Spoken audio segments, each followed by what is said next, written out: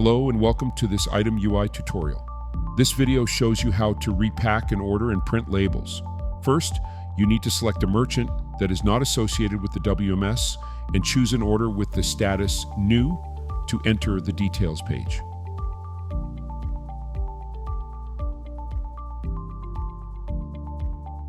Then, you can go to the Repack and Label printing page by clicking the Create Label button. Here, we add a package and then maintain the item information within this package.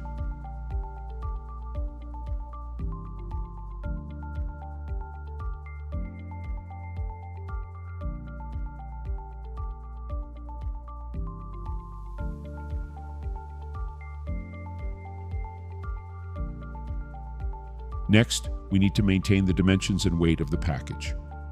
If you have predefined the package information in the settings, you can directly select the desired package here.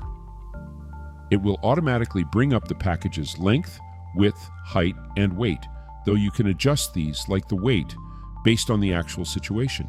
This is the basic information for a package. Then select the delivery service you want, such as one day, which will list the available services. Choose the delivery service and click Print Label to print the label. Thank you for watching this tutorial on how to repack an order and print labels. If you would like to learn more about other item applications, please take a look at our extensive library of tutorial content.